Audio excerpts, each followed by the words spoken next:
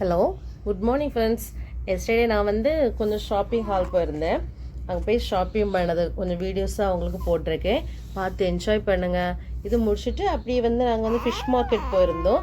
அங்கே அந்த ஃபிஷ் பிடிக்கிற அந்த போட்ஸு அதெல்லாமே இருந்துச்சு. அதெல்லாம் நீங்கள் பார்த்து என்ஜாய் பண்ணுங்கள். பிடிச்சிருந்தா லைக் பண்ணுங்கள், சப்ஸ்கிரைப் பண்ணுங்கள். தேங்க்யூ.